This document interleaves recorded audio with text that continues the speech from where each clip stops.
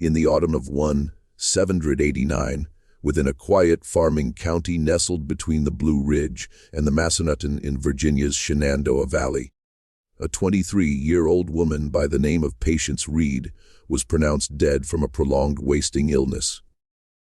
She was buried before sundown in a private family plot behind her father's orchard. The coffin was simple pine.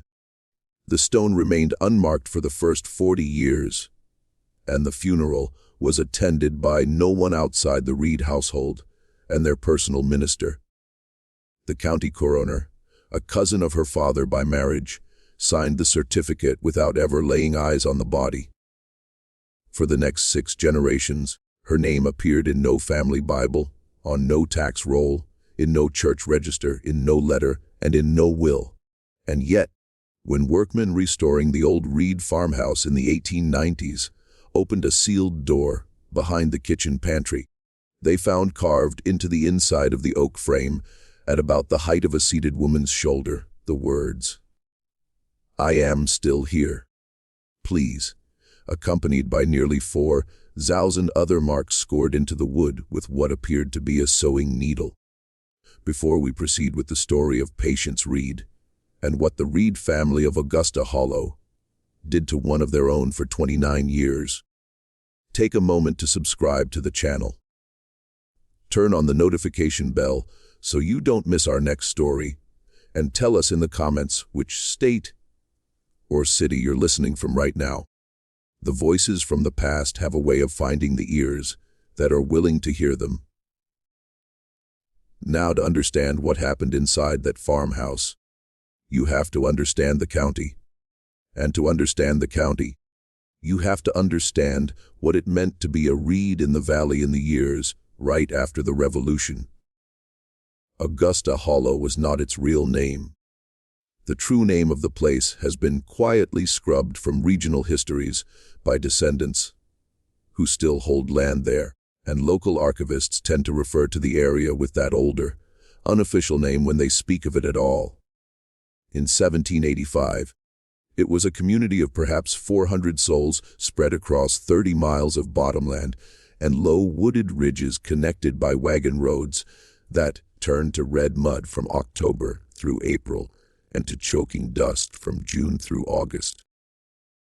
The winters came down hard off the Alleghenies, with a kind of cold that made wet hair freeze solid between the kitchen and the woodshed. The summers pressed the hollow into a thick green steam that rose off the creeks and never quite lifted. A humidity that softened paper, rusted iron, and drew mosquitoes up in gray clouds every dusk. People planted wheat and rye and flax, raised hogs and a few dairy cattle, pressed cider every October, and ground grain at 2 mills that sat on either end of the main creek. One of those mills belonged to the Reeds.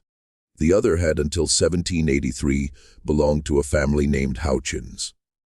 And when the Houchins mill burned on a still August night without explanation, the fire bright enough to be seen from the far ridge, and over before the nearest neighbor could finish saddling a horse. And when the family moved west inside of 6 months, selling their land at a loss to Silas Reed himself, the Reed mill became the only mill in the hollow. And Silas Reed, Patience's father, became the only miller. That is a kind of power people today have a hard time imagining. Every farmer in Augusta Hollow brought his grain to Silas Reed. Every loaf of bread in every cabin in the hollow had passed through Silas Reed's stones. He set the toll, he set the hours, and he remembered who paid cheerfully and who paid late. And he kept those memories in a small leather ledger he wore on a thong around his neck inside his shirt, because he liked to say a man's memory was the only book a thief could not steal. The Reeds had come into the valley 3 generations earlier, part of that great movement of Scots, Irish, and English Presbyterian families who had crossed through the great wagon road and settled the frontier when it was still frontier, when the trees were still large enough to hide a full-grown bear at noon, and the nearest magistrate was a 4-day ride to the east. By the time of the Revolution, the Reeds owned nearly 800 acres of the best bottle-land in the county, a handsome two-story stone and timber house with a cedar shingle roof, the mill, a tannery that the westerly wind carried the smell of for a quarter-mile, and part interest in a store at the crossroads, where travelers stopped for salt and nails and tobacco. Silas Reed had served as a lieutenant in the county militia during the war, and he liked to be addressed by that rank in formal settings long after the war was over.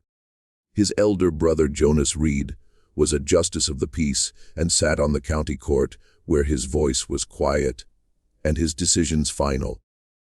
Their first cousin, Ezekiel Reed Cowan, was the circuit-riding minister who preached in 4 meeting houses across the valley, including the one in Augusta Hollow, a tall, thin man with a scholar stoop who carried a worn Geneva Bible in a leather sack strapped across his chest. Their sister, Prudence, had married a physician named Alexander Gisham, who had studied briefly at the medical school in Edinburgh before returning to Virginia, and who served as the only doctor within a day's ride. A man with cold, clean hands and an unhurried manner, who was said by grateful mothers to be gentle with children, and by nervous men to be impossible to read. If you wanted your marriage blessed, your deed recorded, your grain ground, your cut stitched, or your soul saved, you went to a Reed, or you went to someone who had married into the Reeds.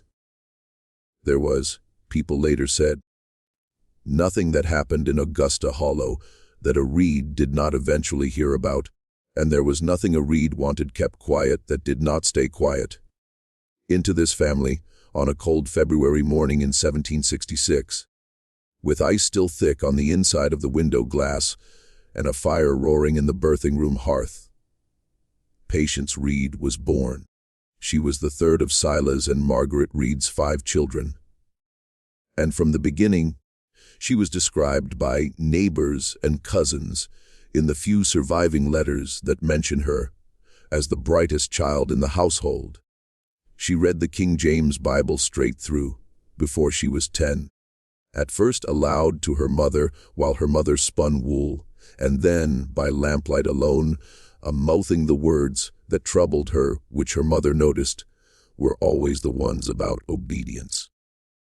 She could reckon a ledger faster than her elder brother Caleb, and she did it without moving her lips, which Silas took first as a parlor trick, and then gradually as a thing that annoyed him.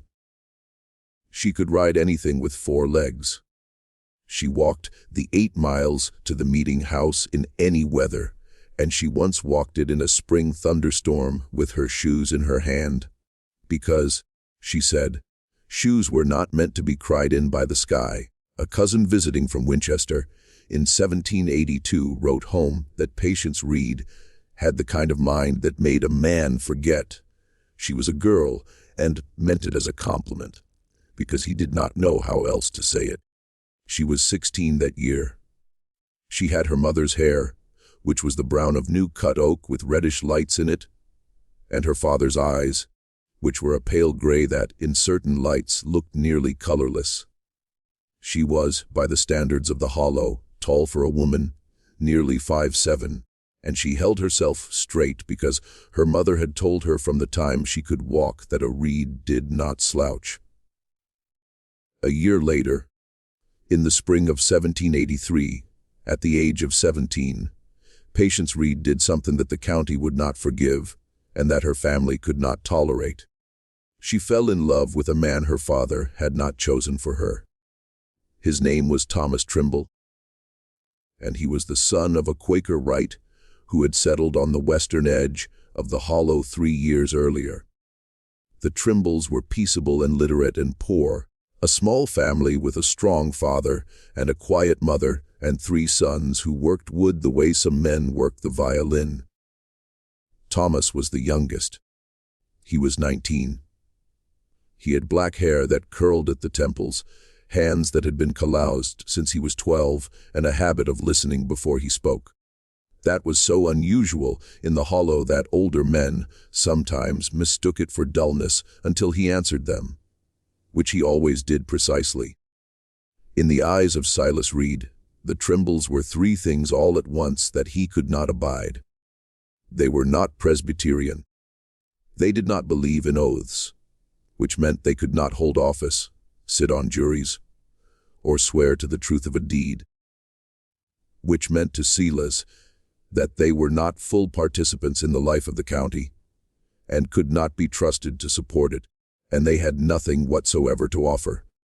Patience had met Thomas at the Crossroads store in August of 1782, when she had gone in for a paper of pins, and he had been repairing a broken wagon wheel outside, and she had stood in the doorway, watching him work for what her younger sister later said was an embarrassingly long time. They began in the way of young people in small communities to find reasons to be in the same places. They met that autumn and winter, at the meeting house steps after service, at the store, at the mill, at the spring where everyone drew drinking water, and once the following spring, in the reed orchard, where Thomas had come with his father to deliver a repaired cart, and where Patience, seeing him, had walked out with a jug of cider, as if she had planned to do nothing else all day. They spoke, as far as anyone who saw them could tell, of ordinary things.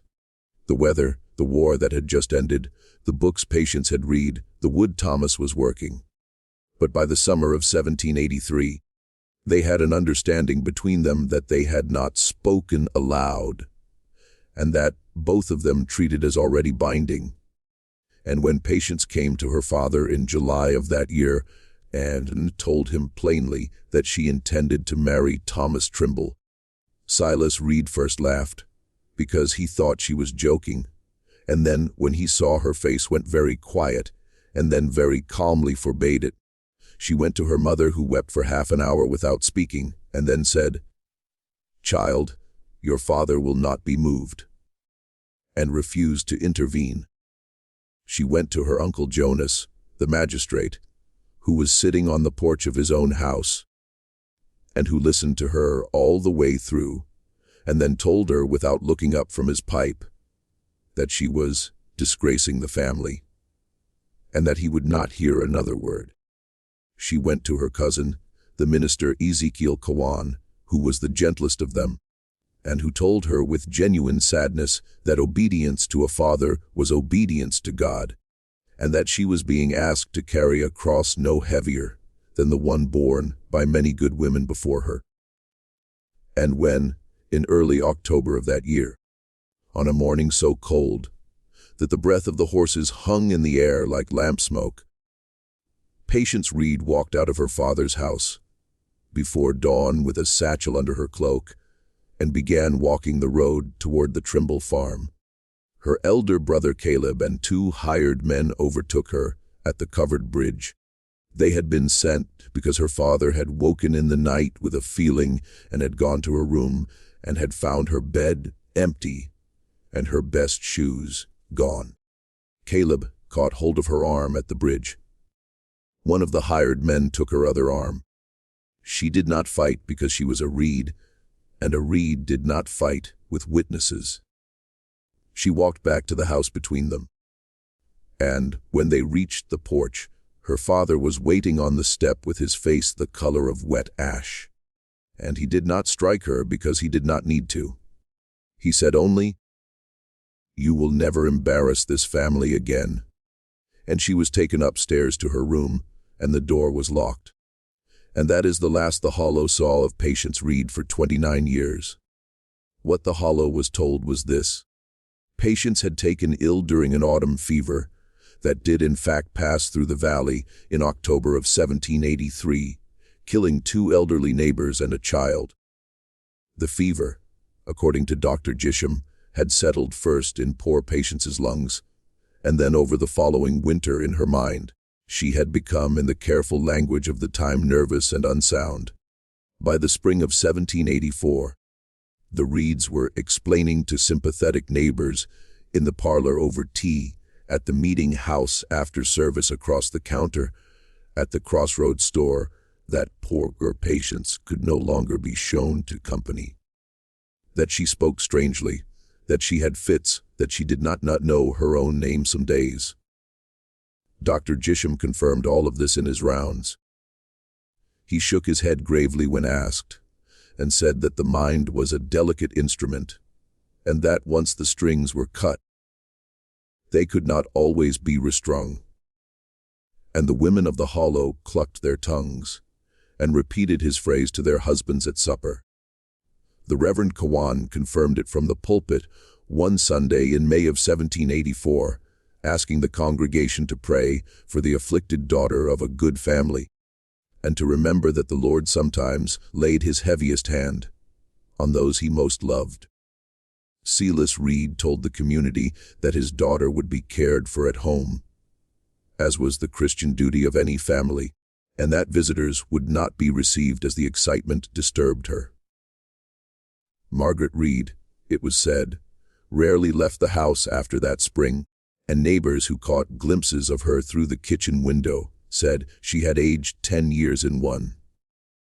For the next 29 years, the Reed family of Augusta Hollow lived in the largest and most respected house in the valley.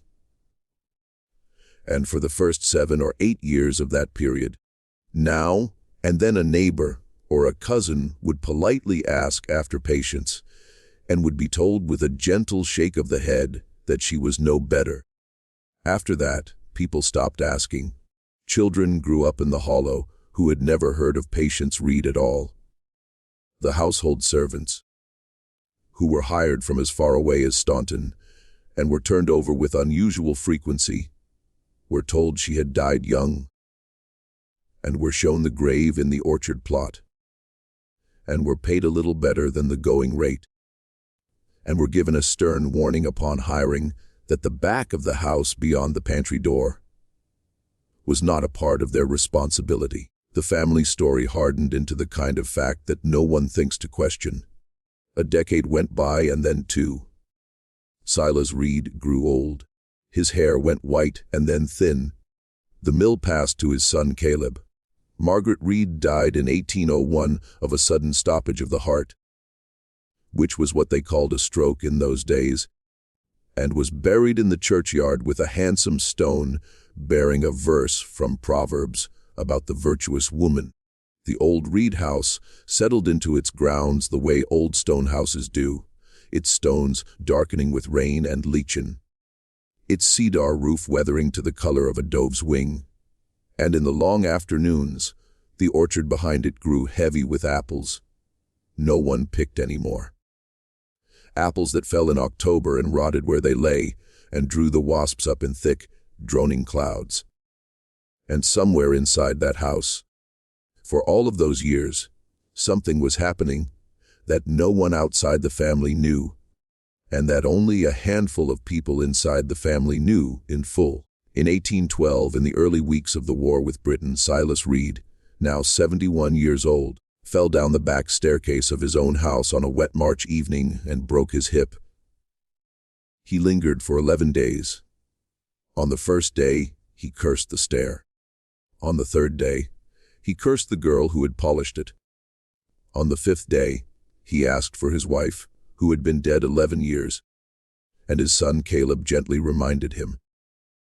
On the 7th day of his lingering, with his mind already loosening, and the smell of the sick room turned to that sweet, heavy smell that old nurses knew meant the end was near, he called for his brother Jonas and for the Reverend Kawan, and in the presence of those 2 men and of his son Caleb, he gave, according to a letter later written by Ezekiel Kawan's grandson, and preserved in a cedar chest in Roanoke, a confession of such a nature that the 3 men agreed before leaving the room that it would never be spoken of again outside the family, and that what Silas had done would be addressed by them privately with the tools available to them. Silas Reed died on the 11th day, a Wednesday, near dawn, and according to Kawan, his last words were not a prayer.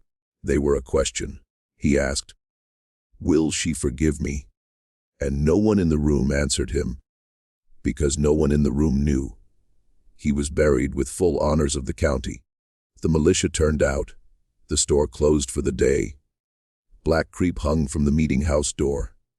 A little over a month later, in early June of 1812, with the apples setting on the branches in the orchard, and the creek running clear between its banks, the Reverend Ezekiel Kawan and Caleb Reed and Dr. Alexander Gisham walked together into a small windowless room at the back of the Reed farmhouse behind a false wall that ran along the pantry, and brought out of that room a woman 46 years old, who had not seen the sun or any person outside her immediate family or any room larger than 12 by 7 since she was 17. Hold that image for a moment because it matters. Think about the year she went in and the year she came out. When Patience Reed went behind that wall, George Washington was still alive and had not yet been inaugurated for a second term. The Bill of Rights had not yet been ratified. There were 13 states in the Union.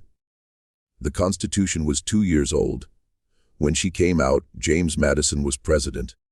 Napoleon was a few weeks away from invading Russia. The steamboat had been invented. Cotton gins were spreading across the South, and her younger brother's younger son was about to be 18 years old. 29 years is a number you have to feel rather than count. It is longer than most marriages of the period lasted. It is longer than many lives of the period lasted. It is longer than the time between the Declaration of Independence and the Louisiana Purchase. It is longer than the entire lifespan of a man who dies of the things men died of in 1812.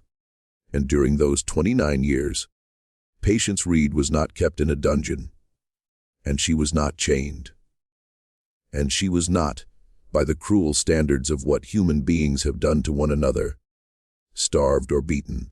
She was kept in a clean room with whitewashed walls, with a rope bed with a straw tick mattress changed twice a year, a chamber pot that was emptied every morning before dawn, a washstand with a tin basin, and a pitcher of water brought fresh daily, a single beeswax candle lit for 4 hours in the evening and then extinguished, a small iron stove for the coldest months, fed through a hatch in the wall from the kitchen side so she could not reach the fire, a wooden chair, and a small table.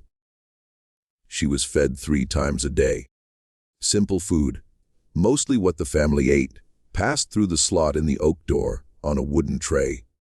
She was allowed 1 book at a time from her father's library, cycled every fortnight, and she was given sewing work to do, shirts and handkerchiefs, and the endless household mending of a farm with 5 children and a dozen hired hands. And she was told that her work was being given to charity, which was in a particular and cold sense true. 2 afternoons a week, her mother would sit outside the door and read to her through a slot cut into the wood at the level of the latch, a narrow slit no wider than 3 fingers, closed from the outside by a small iron plate on a pivot that her father believed was mercy. If you are enjoying this story and want to help us keep bringing these forgotten histories out of the dark corners of the American past, take a second right now to leave a like on this video and drop a comment below. Tell us what you think of Silas Reed's idea of mercy. We read every single comment, and your words help these stories reach more people who love the slow, terrible truths of the past. Now the question that a reasonable person asks at this point is the obvious one. How does a family do this in a community of 400 people in a house with servants for 29 years without a single neighbor or laborer or wagoner or passing stranger ever catching a glimpse, hearing a voice, noticing a discrepancy? The answer, reconstructed painfully from the papers that finally came out of the Reed farmhouse in the 1890s and from a cache of documents held by a Kawan descendant in Roanoke, is that it took 4 people and a precise and continuous act of social engineering that lasted almost 3 decades. The four people were Silas Reed himself, his wife Margaret, his brother Jonas the magistrate, and his brother-in-law Alexander Gisham the physician. The minister Ezekiel Cowan, according to the later Cowan letter, did not know the truth until the deathbed confession in 1812. Although he had, the writer observed with dry regret, perhaps suspected more than he said, the son Caleb Reed was brought into the knowledge in 1805 when he turned 30 and was required to take an oath on the family Bible, never to speak of it. An oath that the writer noted Caleb kept for the rest of his life. The daughters were never told. The younger children, who had been too small in 1783 to understand where their sister had gone, grew up with the vague sense that Patience had died of the fever, and that she was not a subject one raised in front of their father. The household servants were never told. The false wall had been built in the autumn of 1783 by a pair of journeyman carpenters brought up from Lynchburg and paid handsomely to do a job in 3 days and leave. And the job they were given was a very particular one. The small back room had been the household pantry. The carpenters were told the family wished to extend the pantry forward toward the kitchen and to use the original back wall, space for storage of a different kind. The wall they built was plastered and whitewashed on the kitchen side, and from the kitchen side, it looked exactly like the back wall of a pantry, with shelves built into it at the expected height. Behind those shelves, separated by a short interior corridor just wide enough for one person to pass, was the original oak door to what had been the pantry and was now Patience's room.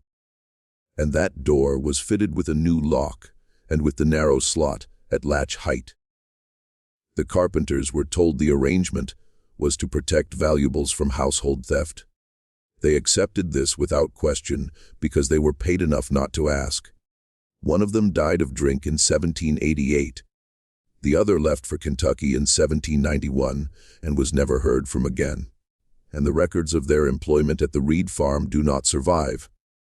Dr. Gisham, whose name was on every piece of paper that anyone might have questioned, including the original fever diagnosis of October 1783, renewed the fiction of Patience's declining health and then of her seclusion, and then in 1789, of her death with a calm professional authority that no one in a rural Virginia county was going to challenge. He was, after all, the only man in the county who had studied in Edinburgh. He was, after all, her uncle. He loved her, people said. Jonas Reed the magistrate made certain that no guardianship petition, no inheritance question, no property filing ever required Patience Reed's presence or her signature or her attestation. He simply settled all such matters as a matter of family discretion, which in a county where he was the court meant that they were settled. When Patience's share of a small inheritance from her maternal grandmother came due in 1792, Jonas handled it. When a distant cousin wrote in 1797, inquiring whether any young Reed daughters might be of an age for correspondence with her own son in Philadelphia, Jonas replied on his brother's behalf and explained with great delicacy the sad condition of the family. Silas and Margaret carried the daily weight. They carried the meals on a covered tray. They carried the chamber pot out in the dark. Margaret at first, and later, after Margaret could no longer face it, Silas himself, before the household was awake, crossing the kitchen in his stocking feet so as not to wake the servants sleeping in the loft. They carried the lamp oil in. They carried the fresh water. They carried the books.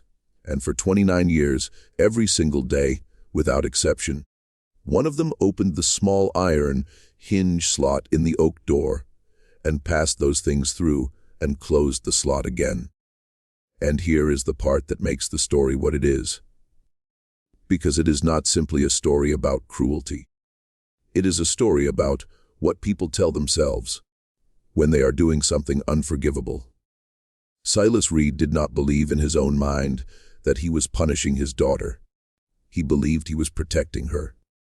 He believed, according to the long and grinding confession he gave on his deathbed, and which his son Caleb committed to paper, that same week, that the fever of October 1783 had indeed taken something from Patience's mind, and that what it had taken was her capacity to choose wisely for herself, and that her desire to marry Thomas Trimble was the proof of this. A sound young woman of her station did not marry a Quaker Wright's son. Therefore, she was not sound. And a young woman who was not sound could not be released into the world without bringing ruin upon herself and shame upon the family that had failed to restrain her. He believed with the terrible sincerity of a man who had built himself a theology out of his own convenience that he was doing the Christian and the fatherly thing, and that he would answer for it to God, and that God would understand. He believed that asylums which existed in that period, but only barely, and which he had heard described by travelers as places of chain and filth and shame, were not a fit place for a reed. He believed that the world outside the house would mock her, and through her mock him. He believed that time and quiet and prayer would bring her back to her senses. He also believed that Patience herself over time would come to understand.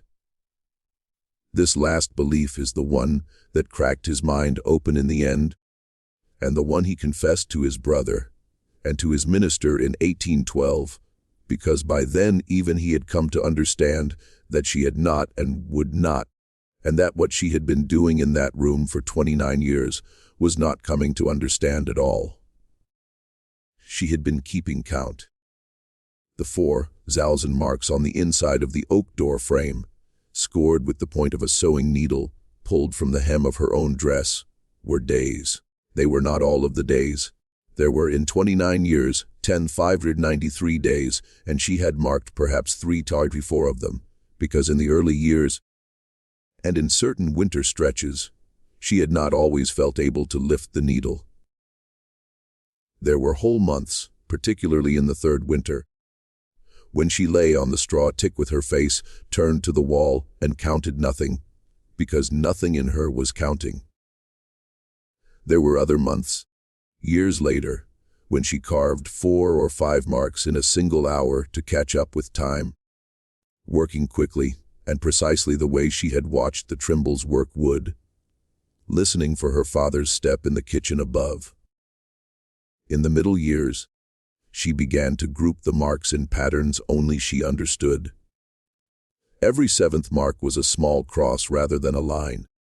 Every 28th mark carried a tiny circle at its base for the moon. She had lost the track of her menses inside the first 3 years, a thing her mother had explained to her through the slot with great embarrassment when it happened. And so the moon was the only cycle left to her. And on the clearest winter nights she could feel its pull, the way a sailor feels the pull of a current, though she could not see it, and she marked it anyway from memory of the sky she had last seen at the age of 17. She had other occupations, because a mind that is not occupied in a room that sighs will eat itself. And she had understood this by the 2nd year, and had set herself tasks the way a soldier in a besieged garrison sets himself tasks. She memorized the books her mother passed her, not the stories, but the sentences, whole pages at a time, and she recited them to herself in the dark. And when a book was returned to the library, she could still a year later call up its paragraphs, word for word. She made small cloth dolls from scraps of her own dress hems, and she gave each doll a name from a book she had read. And when the dolls had been her companions for a while, she undid them carefully back into their threads and remade them as different dolls. She kept a map of the farmhouse in her head, drawn from what she had known of it as a child and corrected by the sounds she heard each day. The creak of the stair, the thump of the kitchen door, the voice of a cook she would never meet calling a child in from the yard, The bell of the mill two miles off across the bottomland carried on still mornings through the layers of plaster and oak and into her. She knew by the 5th year the footsteps of every person who lived in the house and every person who regularly came into it, and she knew them so well that once when a strange man came to the kitchen to ask directions and stood a moment by the pantry wall, she could tell from his step that he was lame in the left foot and carrying something heavy in his right hand. And she was right about both. She had started the count itself sometime in the 2nd or 3rd year of her confinement, because by then she had understood first that her father was not going to change his mind and that her mother was not going to cross him and quite across him. The quiet footsteps on the stair that she weighed every evening, rear with the stomp at her door, with the stomp of the lock being for the last time. The toy for the last time. At first, the Kawan letter tells us she screamed.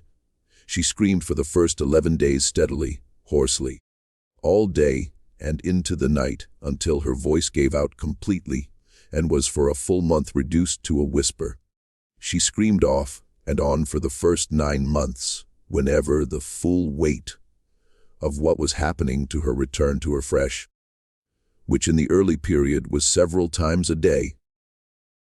The Reeds told the servants she was suffering from fits, and the servants were dismissed and replaced with servants hired further away in Harrisonburg, in Staunton, in Winchester. And those servants were told on their first day that they were not to concern themselves with the sounds they might occasionally hear from the back of the house, which were the troubled sounds of an afflicted young woman whose condition was not to be discussed. Then for a long time she was silent, through the winter of 1784 and into the spring of 1785. She did not make a sound that anyone outside her door could hear, and Margaret would stand with her ear pressed to the oak for long minutes to be sure her daughter was still alive. Then sometime around the summer of 1786, Patience began to sing through the slot in the door. Hymns at first, the ones she had learned at her mother's knee, sung slow and low and without apparent feeling, as if she were dragging each note out of herself by hand. Then older songs her Quaker boy had taught her in the orchard. Songs about rivers and about traveling sung in the same low voice. Then songs she seemed to be making up herself.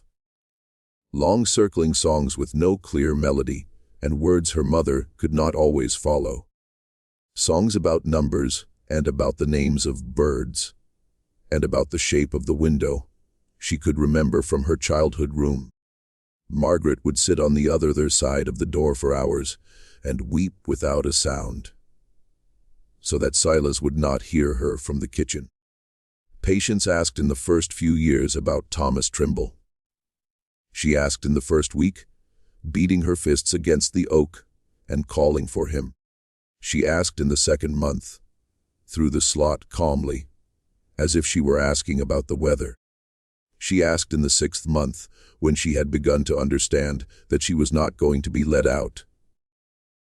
She asked for the last time, her mother later told Caleb, in the autumn of 1785, 2 years after she had been shut in, when she asked through the slot whether Thomas had looked for her. Her mother told her he had come twice and had been turned away and had gone west and had married someone else. This was a lie. Thomas Trimble had come to the Reed house twice and in the autumn of 1783, asking to speak to her, and had been told she was too ill to see anyone, and had been told the 2nd time that the fun by Silas Reed himself a front porch with the wall biscuit and beside him, that if he came walled be threatened fear Tommy would not leave the property. Thomas Trimble had left the valley in the spring of 1784. He went south and west into the Carolina back country, and he did eventually marry a woman named Abigail Fenwick, a Methodist cooper's daughter, and he did have children, 4 of them, and he did live a long life, dying in 1841 at the age of 77. but he wrote in a letter to his eldest son in 1822 that was preserved, and that has been examined, that he had thought of a certain Virginia girl every day of his life, and that he had always believed something had been done to her that he had not been allowed to see, and that he had failed her by not coming back. He never came back. That was the second quiet horror of Patience Reed's life. The boy she had tried to run to had been turned away at the door, and had grown away, and had grown old, and had mourned her without ever knowing that she was 100 yards from where he had stood that second time behind a false wall listening. Though what she had heard of his voice on that second visit, muffled by plaster and oak in the length of the corridor, had been for her, she later said, the last clear sound of the outside world, and she had made her mother describe it to her afterward again and again, year after year, until her mother's descriptions themselves became the sound, and the original voice beneath them was lost. After her mother Margaret died in 1801, the only remaining daily contact was with her father. Silas Reed, now in his 60s, continued to bring her meals himself rather than entrusting the task to anyone else. And he sometimes, according to the confession, tried to speak to her through the slot. He would ask if she was warm enough. He would ask if she wanted another book. He would ask if she had forgiven him yet. She did not answer him in words. Not after 1801. She answered him, when she answered him at all, by scratching the needle against the wood in the place where he could hear it. 3 short scrapes meaning no. Year after year, no, no, no. And each year, on a date that corresponded precisely to the day in October 1783, on which Caleb had brought her home from the covered bridge, she scored a longer mark into the door, a mark that cut all the way through the outer grain of the oak.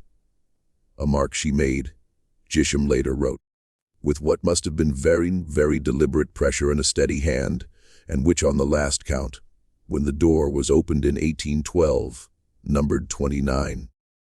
She had been counting her imprisonment the way a prisoner of war counts it, because that is what she had become. She was not a sick woman being cared for.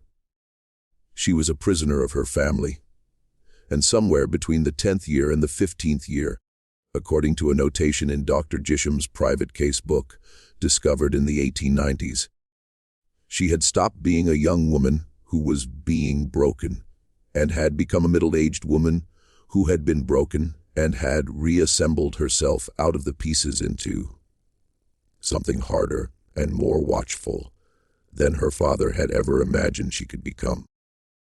Gisham wrote in a line he would surely have burned if he had thought anyone would ever read it, that he had looked through the slot in the door in the spring of 1798 and had met her eye and had been unable to eat for 3 days afterward. He wrote further in the same entry that she had not spoken to him, but that she had raised one finger and had with that finger drawn slowly in the air the shape of the door between them, and had then touched her own chest and had then pointed at him. He understood the sentence perfectly. You built this. I am still here. It is between us. He closed the slot and he walked out of the house, and he did not return to see her for 7 months. And when he finally did return, it was Silas who had demanded it, and he had looked at the floor the whole time. Just when we thought we'd seen it all, the horror in Augusta Hollow intensifies. If this story is giving you chills, share this video with a friend who loves dark mysteries. Hit that like button to support our content, and don't forget to subscribe to never miss stories like this. Let's discover together what happened next. In early June of 1812, a month after Silas Reed's funeral, the 3 men walked into that back room. The weather had turned warm, and the windows of the farmhouse were open. And from the orchard came the smell of cut grass and the sound of a child, one of Caleb's daughters, calling for a lost kitten. The oak door had a lock on the outside that had been replaced 3 times over the decades, as the mechanism wore out, and the key had hung from a nail behind the kitchen dresser since 1801, when Margaret died and Silas had moved it to a place he could reach without explanation. Caleb Reed took it down. His hand was shaking so badly that the key knocked twice against the dresser before he could close his fingers around it. Dr. Gisham carried a lamp, although the afternoon light coming through the open kitchen door made it unnecessary, and he carried it. Kawan later wrote, "The way a man carries a shield."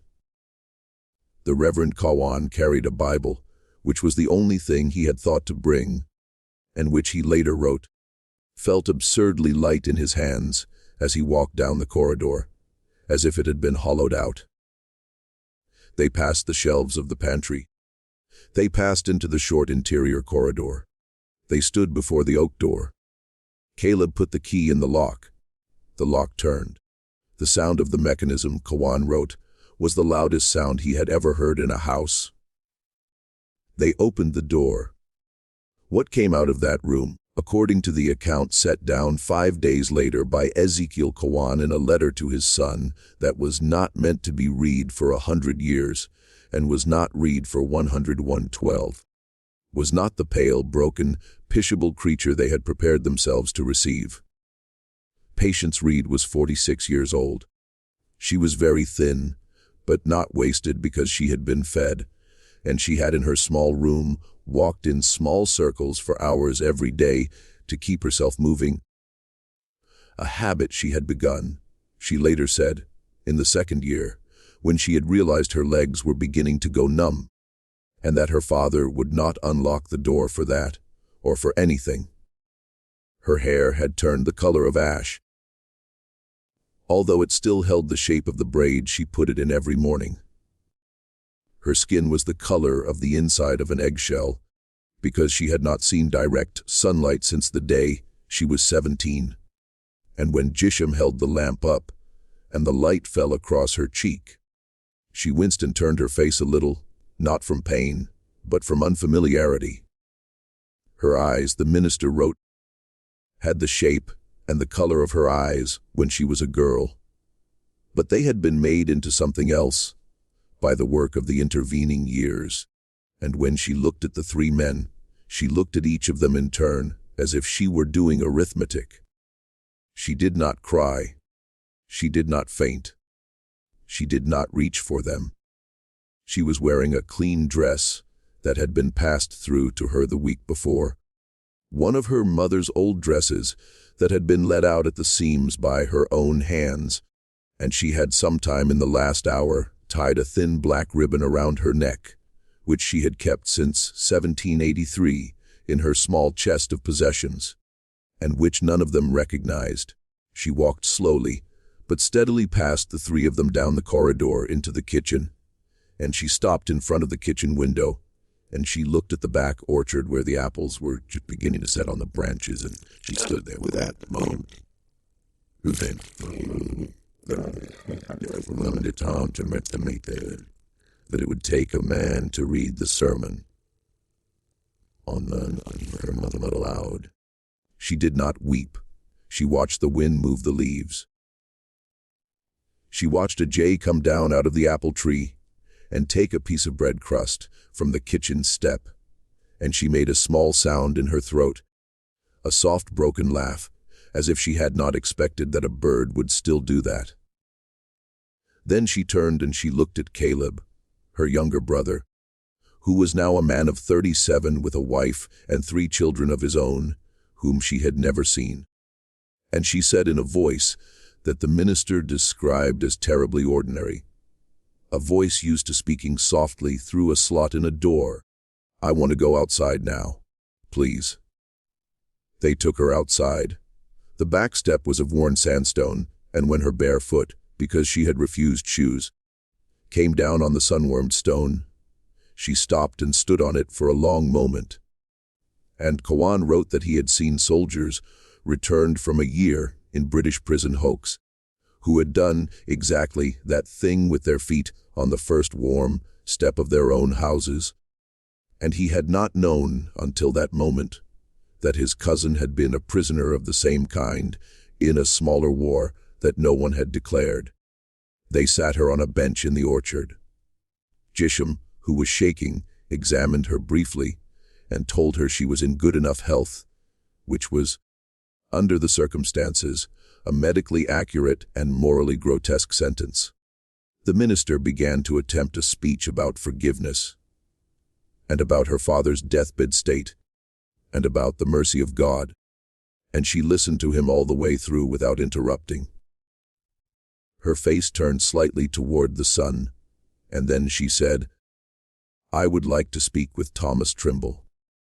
They told her Thomas Trimble had left the valley 28 years before. They told her they did not know where he was. She accepted this without any visible reaction, which terrified them worse than any cry would have. Then she asked for pen and paper. Caleb brought them and a small writing desk from the parlor, and she sat on the orchard bench with the desk on her lap. And in the presence of the three men, Patience Reed wrote, in a hand that was slightly cramped from years of sewing and from scratching marks into oak with a needle, but perfectly legible, a single sheet of paper that laid out in numbered paragraphs the following requests. 1. That her continued existence be acknowledged quietly to the extended family, but not announced to the county, and that she be permitted to live out her remaining years without the attention of strangers, as she had had enough of walls and did not wish now to live inside the staring of a community. 2. That a portion of her father's estate corresponding to her share be set aside in her name and administered by her brother Caleb for her benefit. 3. That a sum of money be sent discreetly, by any means the family could manage, to Thomas Trimble, wherever he might now be found, with a letter of her composition, which she would write when she was able, explaining what had happened to her and releasing him from any guilt. 4. That no charge be brought against anyone, living or dead, for what had been done to her, because she had seen enough of her father's kind of justice for one lifetime, and she did not wish to begin her freedom by repeating him. 5.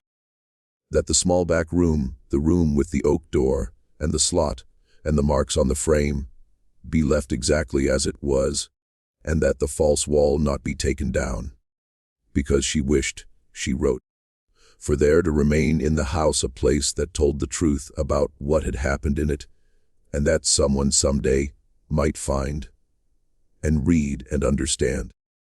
She signed the sheet Patience Reed, and beneath her signature she wrote the date. And beneath the date she wrote in smaller letters still here. The three men signed the paper as witnesses.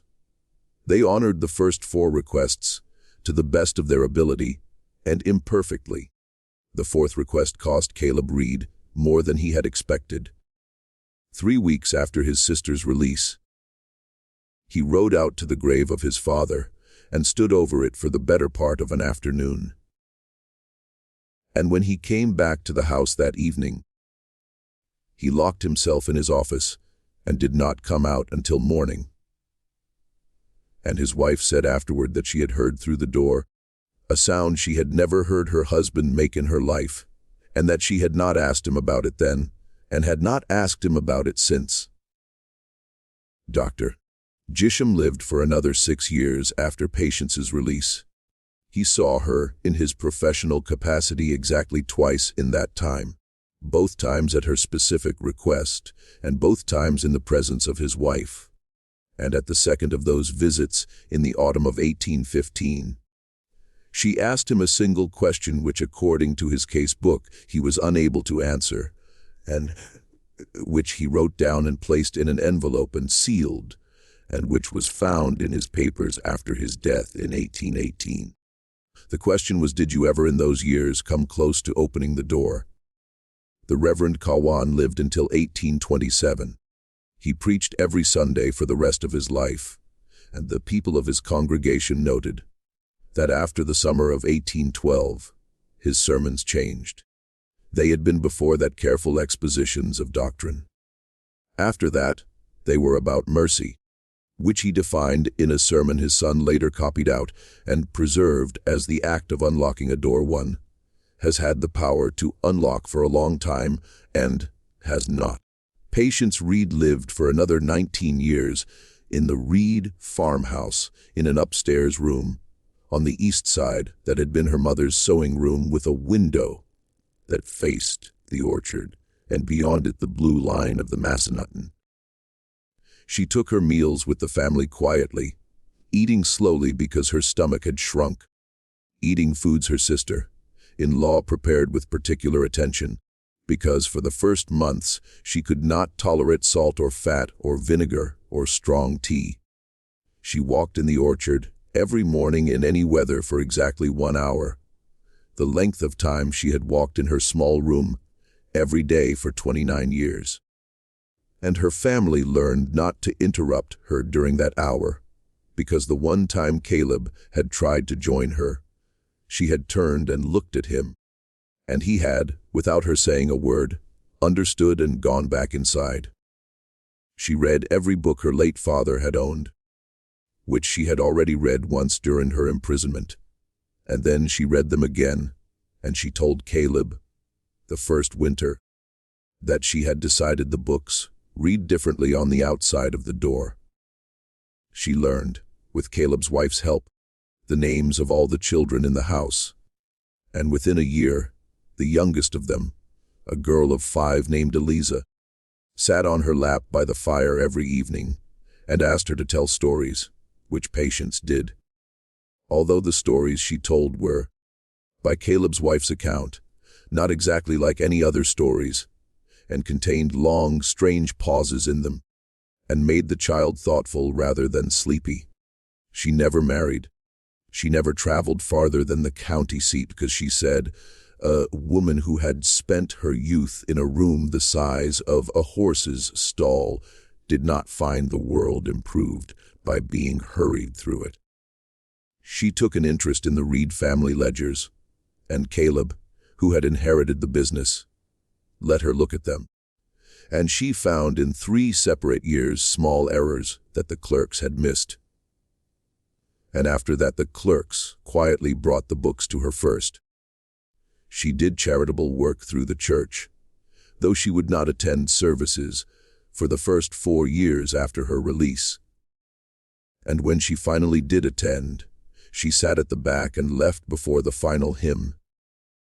She visited her mother's grave every Sunday in the churchyard. She did not visit her father's grave at all, not once in the 19 years she had left. And when she died, her family found in the small writing desk in her upstairs room a folded paper, on which she had written in her careful hand, "I have nothing to say to him." The letter to Thomas Trimble was written. It took her 3 months to write it, and she threw away 6 versions, and the final one, according to Caleb, was shorter than any of the drafts.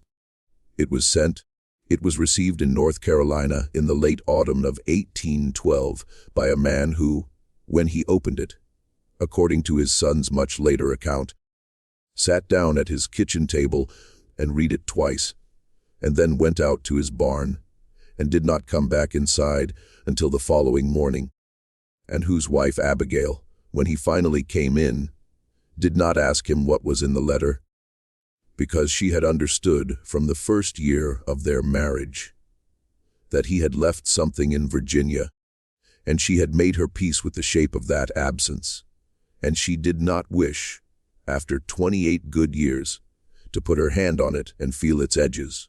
He wrote a reply. The reply reached Augusta Hollow in the spring of 1813. What it said has not survived because Patience Reed burned it in the kitchen fire after she had read it, and she burned every letter he sent her over the following 28 years, of which there were, according to the household accounts, at least 52, 1 per year on the date of her original captivity. She kept one thing, the letter he had sent her in 1827, which contained a pressed wildflower from a field outside his home in Carolina, a small blue flower with 5 petals. That Caleb's wife thought was a kind of wild chicory, and that Patience, who knew the wild flowers of her own valley, but not of his, could not name, and which she preserved between the pages of her father's Bible. On the same page where the genealogy of the Reed family was written in Silas Reed's own handwriting, directly beneath the line where her father had recorded her death in October 1789, she placed the flower carefully on that line, and she closed the Bible, and she did not open it again. She died in the spring of 1831 peacefully, at the end of a warm afternoon in May of what Dr. Gisham's son, who had inherited the practice from his father, recorded as old age, although she was only 64, and although anyone who had seen her in the last years said she had aged very slowly after her release, as if time had paused in her and then resumed at half speed. She had been her brother's youngest child, Eliza, now a married woman of 24, wrote in a letter of that week, sitting in her usual chair, by the east window in the late afternoon, with her hands folded in her lap and the sunlight falling across her, and she had seemed to the family to have fallen asleep. And when Eliza had come in to wake her for supper, she had found that she had simply stopped. She was buried next to her mother in the churchyard with a proper stone, under the name Patience Reed, with the correct date of her birth and the correct date of her death, and beneath those dates the words at her written request she came home. The fictitious 1789 stone in the private plot was at her further request left standing, because she had said it was also a true stone in its way.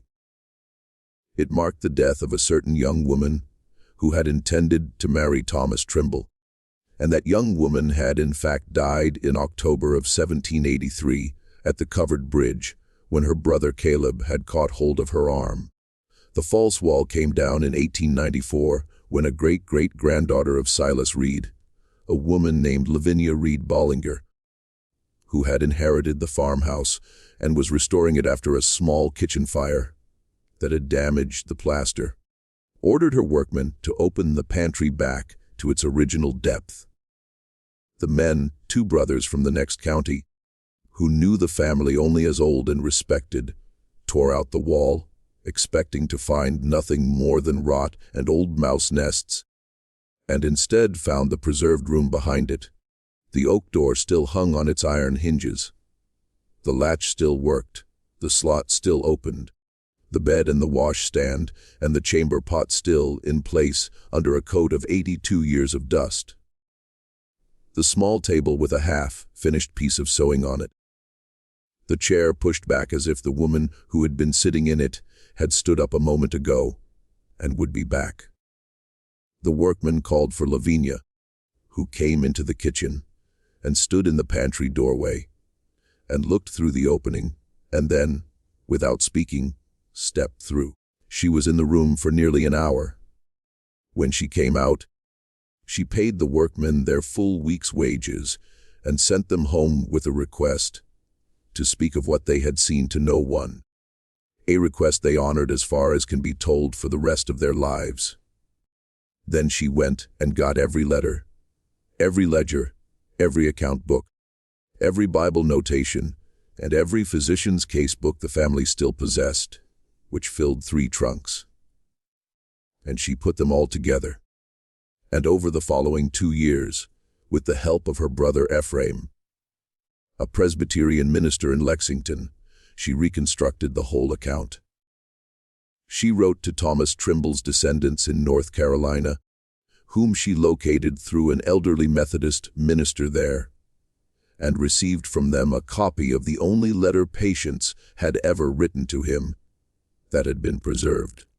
She published in 1897 a small, privately printed volume titled A Daughter of Augusta Hollow, of which fewer than 100 copies were made, and of which perhaps 20 are known to survive in university special collections today. Most of what we know about Patience Reed comes from that volume, from the Kawan correspondence in Roanoke, from Gisham's case book, and from the door itself, which is still there, in the farmhouse, which is still standing, which is still by a thread of inheritance in the hands of descendants of Silas Reed, who keep the room exactly as it was, because patients ask them to, and who allow scholars to see it by written request, perhaps once or twice a decade, and who close the door again afterward, and lock it, and hang the key back on the same nail, behind the same dresser, not because they fear what is inside, but because they do not, and because they understand, as Lavinia came to understand, that a locked door is a different thing when the person who was kept behind it has asked for it to stay that way. This mystery shows us that the most terrible things human beings do to each other are almost never done by monsters. They are done by fathers who believe they are loving their children, by brothers who believe they are protecting family honor, by doctors who believe they are serving medicine, by ministers who believe they are serving God, and by whole communities that believe it is impolite to ask. Silas Reed was a pillar of his county. He was buried with honors. His name is still on a creek and on a road in the valley, and behind the pantry of his beautiful stone house, in a clean, dry, well-lit room no bigger than a horse's stall, he kept his daughter for 29 years, because she had tried to choose her own life, and because he loved her in the way that men of a certain kind say they love the things they cage. What do you think of this story? Do you believe everything was revealed? Do you think there are more rooms like Patience Reed's in other houses, in other hollows, behind other pantries, in the histories of other respected families that no one has yet opened? Leave your comment below. If you enjoyed this tale and want more horror stories like this, subscribe, hit the notification bell, and share with someone who loves mysteries.